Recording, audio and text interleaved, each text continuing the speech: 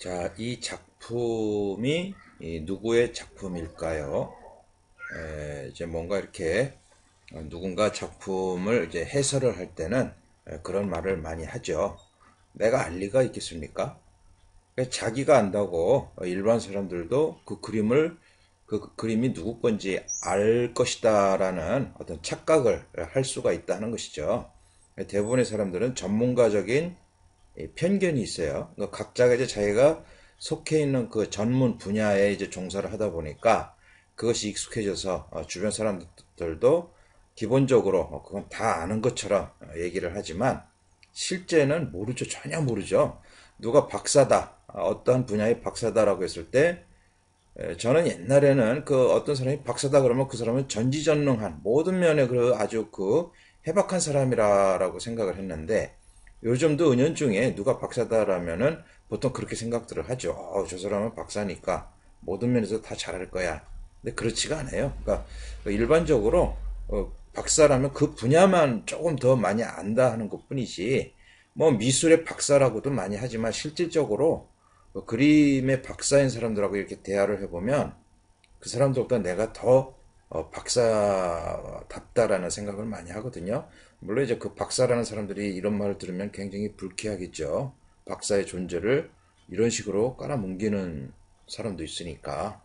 그렇지만 어쨌든 박사라는 존재는 세상에서 모든 사람들한테 그렇게 무시를 당할 수밖에 없습니다. 그러니까 뭔가 지식을 많이 갖고 있다라는 건 남들한테 어떤 그런 그래 네가 알고 있으면 어디 한번 해봐 식의 그런 어떤 요구를 많이 받게 되고 어쩔 수 없이 그래서 이 사람들이 일반적으로 알고 있는 그 수준에 비해서 낮아질 수밖에 없고 그러니까 무시당할 수밖에 없다는 거죠. 참 그것이 서러운 어떤 그 우리 이 세상의 법칙인지도 모르겠습니다. 아무튼 간에 이 사람이 이제 여기 보면은 꾸루베 조금 확대를 해보죠. 조금 화질이 좋은 그림이기 때문에 이렇게 확대를 해도 깨지지가 않아요. 꾸루베라고 이렇게 서명이 되어 있습니다. 이 꾸루베는 옛날 한 100년 전에 인상주의 시대, 그러니까 인상주의가 누구야? 뭐 내가 알게 뭐야? 그죠? 일반 사람들은 모릅니다. 그래서 뭐 세잔느, 마네, 모네 요 앞에 제가 보여드렸던 또 뭐 드가 춤추는 그 무희를 많이 그린 사람이죠. 또 시슬레, 피사로 그리고 고호, 고갱은 이제 후기 인상주의고 이렇게 그 어떤 인상 아니 미술사에서의 어떤 화가들을 이제 얘기할 때 이 사람은 인상주의 화가고 이 사람은 후기 인상주의고 이 사람도 신인상주의고 인상주의도 그렇게 계보가 달라지죠. 그리고 그 뒤에 이제 뭐 야수파가 나오고 저도 고등학교 때 이제 처음에 미술사에 대한 공부를 하면서 굉장히 헷갈렸어요. 누구나 그 미술 시간에 미술 시험을 본다면 미술사가 참 골치 아픈 분야 중에 하나였는데 저 같은 경우는 이게 몇십 년간 그림을 연구하고 분석을 하고 그 사람들의 스타일을 이해하다 보니까 이것이 그 나름대로의 그 계보가 있다는 것이죠. 그림을 이 사람 때는 물감을 두껍게 썼고 제가 저번에 이제 우리나라 국내 작가들 60년대에 활동했었던 그 작가들의 그림을 그려주면서 그 스타일을 얘기했었죠. 그러니까 우리나라는 이제 어떤 그런 세계 미술사에 근거해서 그렇게 뭐 시대별로 이렇게 분류를 하지 않기 때문에 그냥 뭐 테두리를 굵게 그렸어요. 그 당시에는. 그리고 1970년대 후반에 와서는 홍대가 이제 아주 막 득세를 했죠. 우리나라의 어떤 그런 그 미술 시장을 다 잠식을 해버렸기 때문에 그때는 홍대 사람들이 홍대에서도 그 중에서도 뭐 박서보나 이 몇몇 사람들이 그 미술 시장의 교수진을 다 장악을 했기 때문에 그 사람이 그리는 스타일이 곧 우리나라의 홍대의 스타일이었고 또 우리나라의 스타일이었기도 한 그런 시대가 있어요. 그 아주 뭐 박정희 시대의 그 아주 그 독단적인 그런 흐름이 있었는데 그때는 이제 추상이 또 아주 창구를 하죠. 그래서 한 20년간 우리나라 미술계를 주름 잡았는데 그러다가 이제 그 후에 현대에 와서는 이 미술이라는 것이 누구나 구입할 수 있는 여력이 생겼어요. 그렇게 하면서 일반인들이 내가 돈을 갖고 있으니까 돈의 힘이라는 것이죠. 내가 사고 싶은 거, 내가 알 수 있는 것만 사겠다. 그런 식의 어떤 분위기들이 팽배하다 보니까 결국에는 화상들은 그런 사람들한테 그런 사람들이 좋아하는 그림을 팔아야지 되는 거죠. 그러다 보니까 아주 이쁘장하고 사실적인 묘사가 좋은 그림들을 많이 또 시장에 내놓게 되고, 그러면서 어느 날 갑자기 이 추상 미술이 아예 그냥 사라지게 돼 버렸어요. 그러니까 일반 사람들은 가뜩이나 그림에 대한 기본 상식이 없이, 그래서 추상화를 이해할 수 있는 그런 안목이 없는데, 그 당연한 거죠. 어떤 그 자본주의 사회에서 돈의 지배력이 그렇게 미술 시장의 판세를 바꾸고 있다. 그런 건데, 이제 그런 어떤 그 돈에 의한 경박스러운 천박주의가 미술 시장도 지배하고 있는 단계이지만, 요 시대가 조금 지나면 다시 이제 추상에 대한 그 사람들의 인식도 달라질 것이고, 좀 더 이제 이해도가, 물론 이제 저 같은 사람이 이렇게 그림을 해설을 딱 해주고 있으니까 그걸 많이 듣다 보면 그림에 대한 안목이 굉장히 좋아질 거예요. 좀 분위기가 뭔가 오늘은 좀 잡담하면서 시간이 좀 많이 끌어질 것 같은데, 좀 편안한 거로 어떤 그 주변에 저 그림을 좀 많이 공부한 사람이 미술 시장 얘기를 한다. 그래서 좀 아주 옛날 얘기를 듣는 것처럼 편하게 받아들이시기 바랍니다. 그렇게 해서 그 이제 시대가 좀 더 가다 보면 사람들의 안목이 더 커지고, 사실상 이런 그림에 대한 얘기는 이런 유튜브에서 제가 얘기하지 않으면 어디서도 듣겠습니까? 우리나라 이 언론 매체에서는 한 군데서도 이런 얘기를 하지 않고, 또 그냥 그 평론을 한다는 사람들, 진중권이나 이런 애들 전혀 그림을 못 그리는 애들이에요. 그림을 못 그리는 애들이 그림을 아는 채 하고 그런 어떤 그 언론에 나와서 그 분위기를 또 끌어주는데, 그거조차도 요새는 나오지가 않죠. 굉장히 그 좀 버르장머리 없고 싸가지 없는, 그러니까 그림을 전혀 그려보지 않았기 때문에 아는 체 할 수가 있는 것이죠. 그러니까 무식하면 뭐라고. 그런데 사실 그림을 많이 알고 이해를 하다 보면 그렇게 함부로 얘기를 못해요. 그러니까 붓질을 어떻게 한다라는 것을 직접 자기가 붓을 들고 그림을 그려보면 그걸 알게 되죠. 막 뒷덜미에서 땀이 주르르 나올 정도로 이게 왜 이렇게 되지? 자기가 생각하는 거하고 전혀 다르게 나오는 게 이제 그림이니까, 그렇게 한번 그려보지도 않은 사람들이 그림을 아는 채 하고 전문 작가들을 가르치려고 들고, 이런 세상, 정말 왜곡되고 뭔가 뒤집어지는 그런 세상이 지금 현재의 이 문재인 정부라는 것이죠. 네. 저는 이제 문재인을 개인적으로 싫어합니다. 그렇다고 제가 꼭 우파라는 건 아닙니다. 사람이 사람을 좋아하고 싫어할 수 있는 거는 당연한 것이죠. 그런데 이제 좌파들은요, 제가 이렇게 싫어한다 그러면 딱 끊어버려요. 연락을 안 해버려요. 굉장히 아주 독선적이고 배타적이죠. 근데 이제 제 딸들도 좌파란 말이죠. 근데 좌파적인 얘기를 탁탁 해요. 그러면 저는 우리 딸이 좌파적인 생각을 하고 있구나. 그렇게 생각을 했구나. 그렇구나. 이렇게 서로 대화를 하려고 하는데, 저희 집사람은 굉장히 극단적인 그 우파적인 생각을 갖고 있죠. 이제 종교를 굉장히 열심히 믿고 있으니까. 그러니까 이제 큰애하고 막 싸워요. 근데 이제 둘째는 또 굉장히 온순해서 우파적인. 그래서 자기 엄마하고 대화가 또 잘 되고 또 순하고 그래요. 그런데 이제 저는 어떤 그림을 그리면서 어떤 그런 이념적인 걸 이렇게 분석을 해보거든요. 재미있게. 근데 이제 간간히 제가 이제 어떤 이념적인 얘기를 좀 끄집어내는데, 좌파적인 사람들은 뭔가 그런 어떤 논리적이지를 못하고 꼼꼼하게 어떤 사람, 자기와 생각이 다른 사람의 얘기를 끝까지 듣고 역지사지하는 그러한 뇌의 부분 구조가 좀 부족한 것 같아요. 제가 이제 이념 얘기를 하는 이유가, 이 지금 꾸르베가 이 당시에, 그러니까 인상주의 시대의 그 바로 전의 사람인데 사회주의자였어요. 그러니까 사회주의라는 것 자체가 그 당시에는 크게 문제가 될 건 없죠. 뭔가 그러니까 그래서 이 사람은 뭔가 그 노동자들을 많이 그리고 어떤 사람이 꾸루베한테 저 교회에 장식할 그 천사를 좀 하나 그려야 되는데 돈을 많이 줄 테니까 천사 그림을 하나 그려주세요. 그랬더니 꾸루베가 그런 얘기를 했어요. 나한테 그 천사를 보여주셔. 그러면 내가 그려줄 테니까 천사를 데리고 와요. 그러면은 그때 내가 그 천사를 아주 실감 있게 당신이 원하는 대로 그려줄 테니까. 그리고 끝까지 천사를 안 그렸다고 하죠.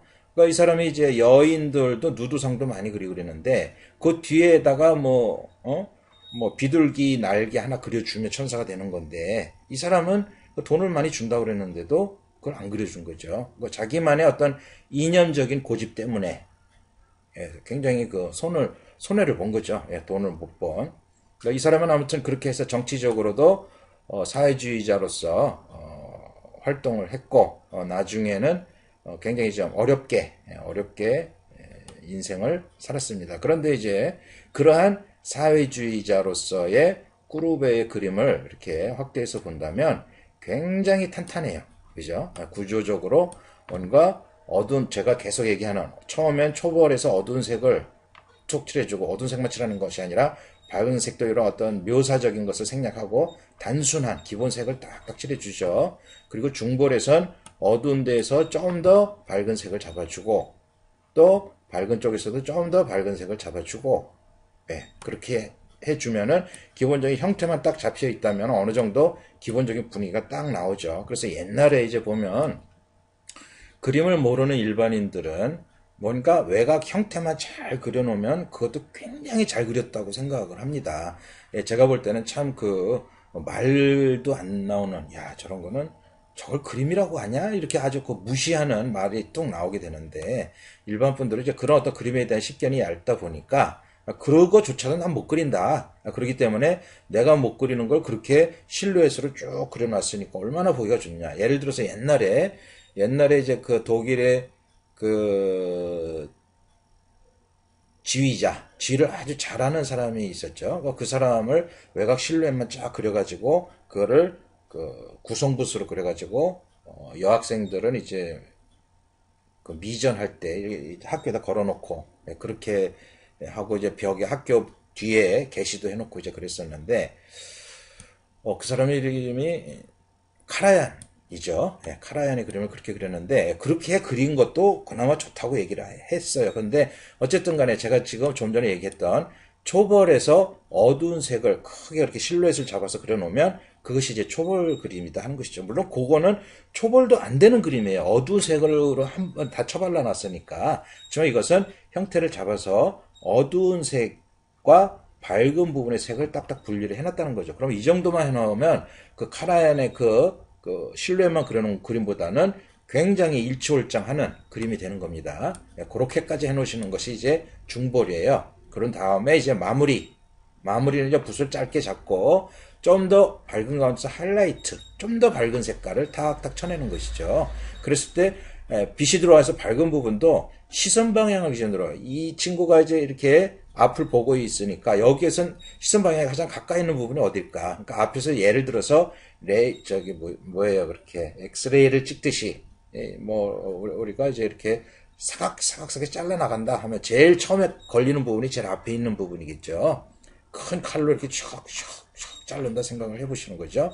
그리고 이 부분이 제일 앞에 있겠죠. 그죠? 그 다음에 이제 얼굴 부분은 코 여기가 제일 앞에 있고 그 다음에 볼은 그 뒤에 있어요. 그리고 목은 저 뒤에 있어요. 그래서 가장 앞에 있는 부분이 밝은 색깔 중에서 가장 밝게 그리고 그 뒤에 있는 것은 그 색보다 조금 어둡게 뒤에 있는 건 그 색보다 조금 어둡게 해준다는 것이죠. 그래서 그림에서 밝은 톤은 제일 시선 방향에 가까이 있는 부분이 가장 밝고 뒤로 가면서 약간씩 어두워진다.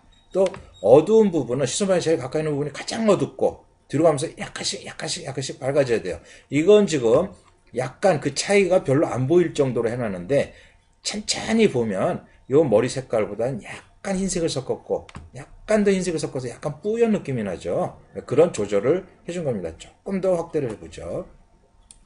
자, 확대를 해서 앞은 아주 진하게 잡아줬어요. 물론 검정색 같이 보이지만 검정색으로 그린 건 아니에요. 그 유화는 옛날 사람들은 검정색도 많이 썼지만 요즘 사람들은 검정색이 검정색이라는 것이 특히 인상주의 시대에서 검정색은 죽어있는 색이다 해서 참 그 배척을 많이 해서 색을 안 쓰고 그러다 보니까 이제 색깔들이 밝아지고 그랬지만은 요즘 사람들이 이제 검정색도 뭐 자유롭게 쓰긴 하지만 어쨌든 지금도 검정색을 좀 조심스럽게 쓰는 거는 마찬가지예요. 그래서 가장 진한 색깔, 그 브라운 엄버라든가 그런 색깔들을 써서 진하게 해주고 그 뒤로 가는 부분들은 약간 청색이나 흰색, 좀 더 청색이나 흰색을 섞어서 후퇴되는 느낌을 잡아준다는 것입니다. 어쨌든 간에 그런 초벌과 중벌과 마무리 단계에서 또 이제 마무리 단계에서 좀 더 작은 붓을 써서 이런 수염의 느낌들도 다시 다듬어 주는 것이죠. 하이라이트. 자, 좀 더 축소를 해서 쭉 보시면 요 깃이 아주 선명하죠. 그러니까 밝은 가운데서 이거보다 더 앞에 있으니까 또 특히 색깔 자체가 흰색이니까 완전한 순색 흰색이 여기에 딱 나온다는 것이죠. 그리고 어깨도 물론 밝은 색이지만 밝은 색이긴 해도 옷 자체가 회색으로 된 옷이죠. 그러니까 그 고유 질감이 있기 때문에 같은 빛이 들어오더라도 그 고유 질감에 따라서 색깔 차이가 난다 하는 것입니다. 그래서 요 색감, 요 질감이 있는 천 중에서 제일 가까이 있는 부분이 어깨가 아니라 요쪽 팔 부분이죠. 그러니까 여기가 가장 밝고 뒤로 가면서 약간씩 어두워진다. 그렇게 해서 색깔 조정을 하는 것입니다. 자, 요 팔이 이제 쭉 나왔어요. 이런 데서도 이제 붓터치를 아주 큼직큼직하게 그려주고, 자, 꾸러베가 굉장히 묘사적이라고 보통 알고 있지만 전체적으로 쭉 확대를 해보면 이 손을 보세요. 이건 완전히 그 거인 손이 되고 굉장히 투박해요, 그죠? 이런 묘사는 이거는 뭐 손등도 기본적으로 마디가 4마디가 나와야 되는데 굉장히 좀 우습게 이렇게 그렸습니다. 그러니까 이런 식의 어떤 오랜 그림을 그린 꾸르베조차도 이런 부분적인 묘사는 아주 서툴게 그렸어요. 자, 이쪽 손과 이쪽 손을 비교하면 이쪽 손은 좀 더 꼼꼼하게 그린 것 같죠? 근데 좀 더 확대를 해볼까요? 물론 형태는 좀 더 섬세하게 그렸어요. 그렇지만은 기본적으로 그렇게 디테일하게 보이지 않고 손가락 같은 경우는 손가락의 엄지 손톱 있는 부분은 완전히 부러질 것 같아요. 그죠?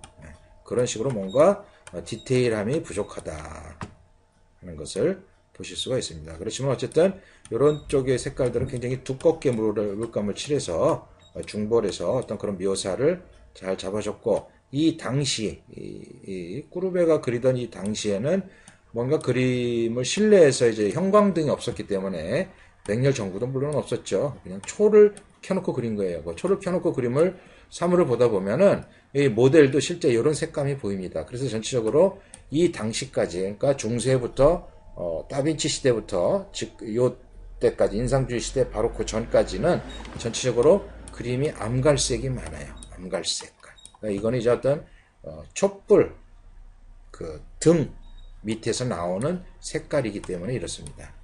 그러니까 요즘 사람들은 굉장히 그림이 밝죠. 그 이유가 형광등을 켜놓고 아주 밝은 불빛 아래에서 그리기 때문에 그런 형광등 밑에서는 이렇게 암울한 분위기가 나오지를 않아요. 그런 데서 아주 명확하게 보이죠. 그러니까 그런 것들을 다 그리다 보니까 전체적으로 그림이 옛날 그림에 비해서 요즘 그림들이 밝고 선명하다 하는 것이죠. 그래서 미술사가들은 암갈색을 현대회화에서는 안 썼다. 이런 식으로 너무 이제 비약을 해버리는 거죠. 어떤 근원적인 것을 따져서 얘기하는 것이 아니라 그래서 인상주의 화가들은 외광파라고도 해요. 그러니까 직접 캔버스를 들고 실내에서 그리는 것이 아니라 밖에 나가서 햇빛을 보고 그렸기 때문에 그 색깔들이 아주 화려하고 이렇게 암갈색의 그림들이 아니고 아주 선명하고 그래서 그 사람들이 최초로 이 어두운 그늘 안도 무조건 어두운 것이 아니라 어두운 안에도 빛이 있구나라는 것을 새삼스럽게 느낀 거죠. 우리가 이제 그걸 보면은 뭐 그게 뭐 그렇게 대단하다 그러느냐 그러지만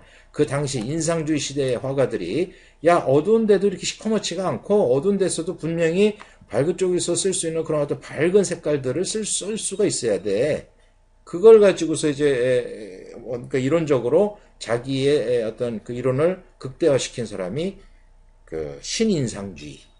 그래서 점으로 찍기 시작을 하죠. 그래서 그 어두운 쪽에 있는 색깔들을 물감을 하나하나 섞어서 색이 탁해지게 만드는 게 아니라 그 고유 색깔 하나하나 점을 찍어가지고 빨간색도 파란색도 찍고 빨간색도 찍고 그렇게 해서 그것이 서로 병치돼서 나오는 그 화려한 색깔로 뭔가 어떤 자연의 색깔의 기본 원리에 접근한다 해서 그 이제 신인상주의는 점을 찍어서 만들고 그러고 나서 그 후에 다시 또 그렇게 해서 신인상주의 화가들이 이제 점을 찍어서 막 이렇게 하다 보니까 그것이 너무 이제 튀어요. 그러다 보니까 야 그건 너무 좀 천박스럽고 뭔가 회화적이지가 않다. 그림다운 맛이 없다 해서 그 세잔느나 이런 어떤 그 고호 고갱 이런 사람들은 점을 찍 때 좀 더 다르게 물감을 좀 혼색을 해서 실질적인 자연의 색깔에 다가가려고 노력을 했죠. 그렇게 해서 이제 어떤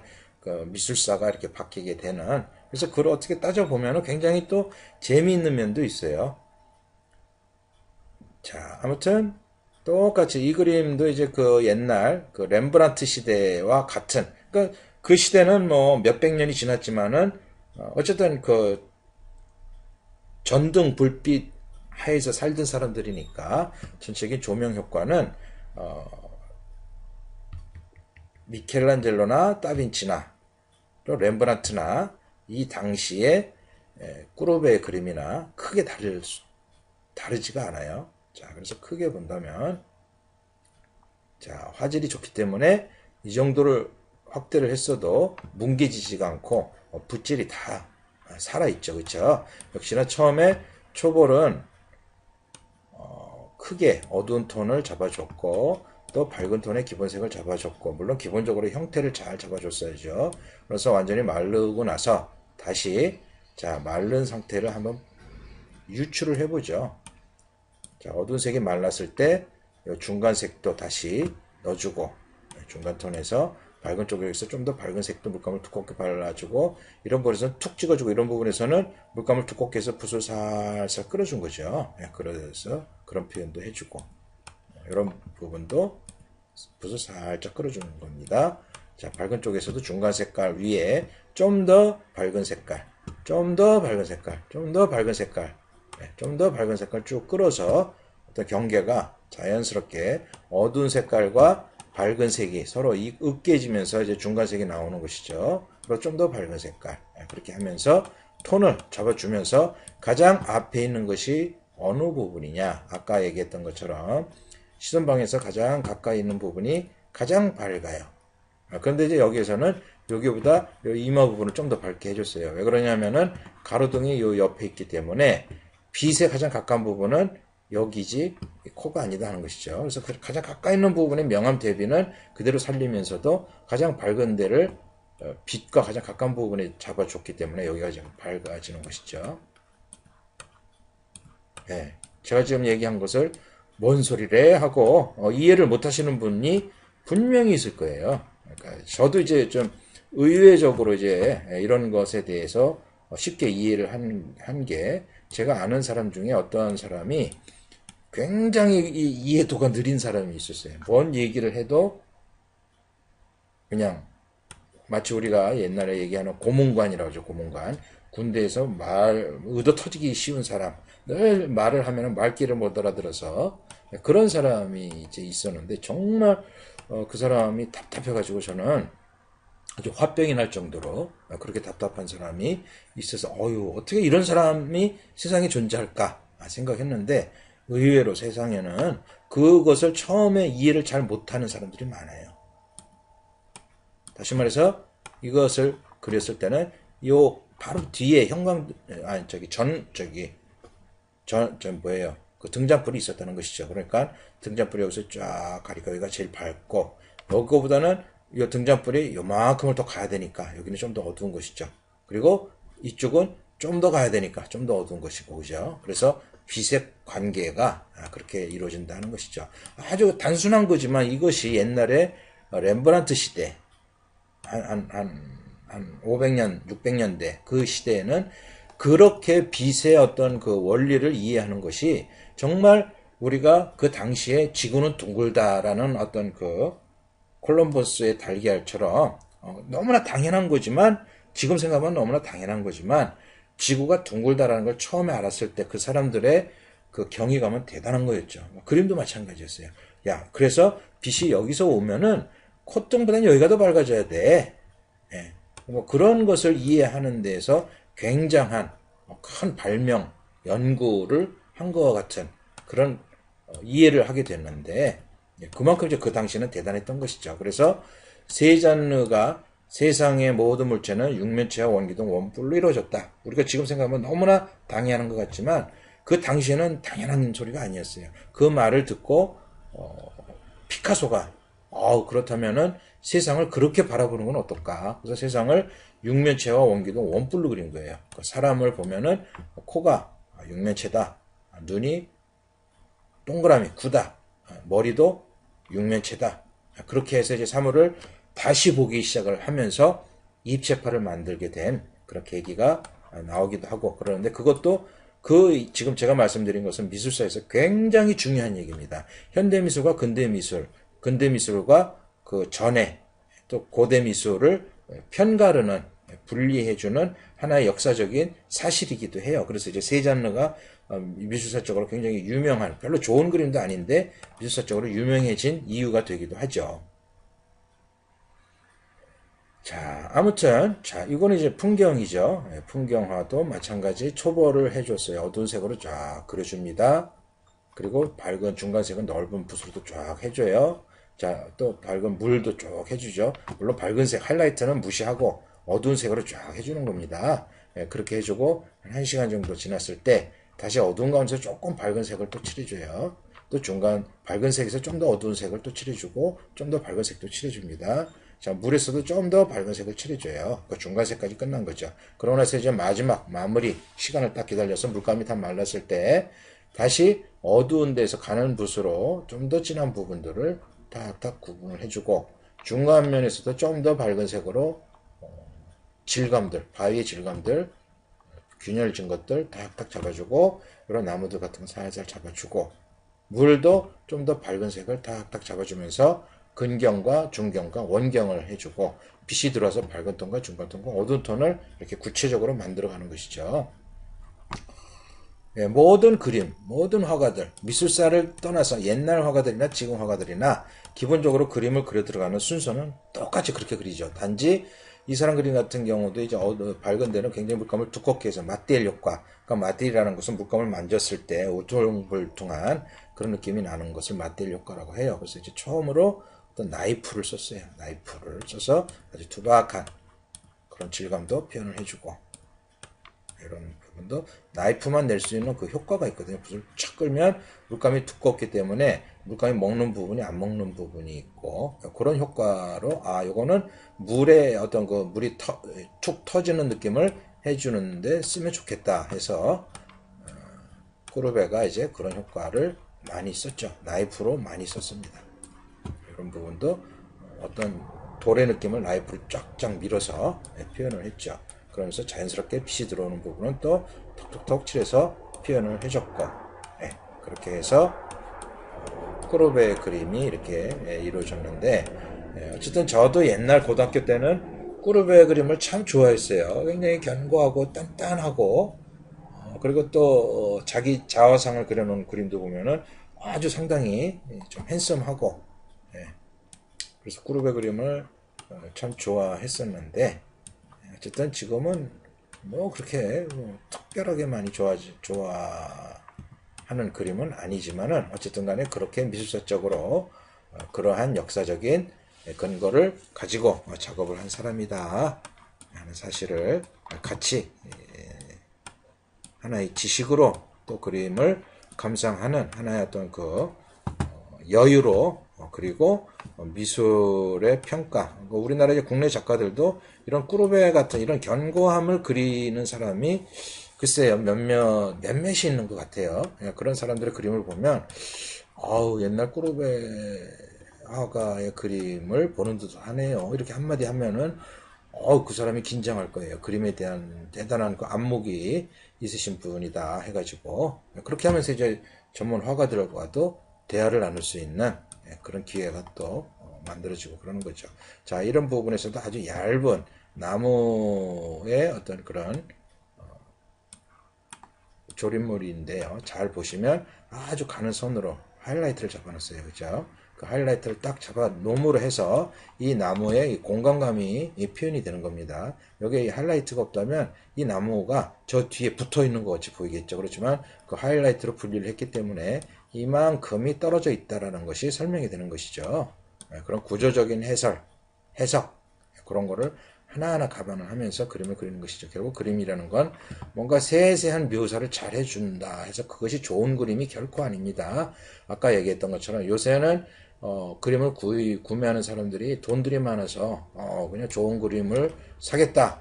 하지만 그것은 자기 안목에서 좋은 그림이지 어떤 그림을 좀 아는 사람이 볼 때는 그거 그림으로 치지도 않아요. 예, 그러니까 그런 거에 대한 어떤 자기 안목을 이런 그림들을 쭉 보면서 많이 이제 키워가시는 거죠. 예, 그래서 오늘은 꾸루베의 그림을 이렇게 쭉 보여드렸습니다.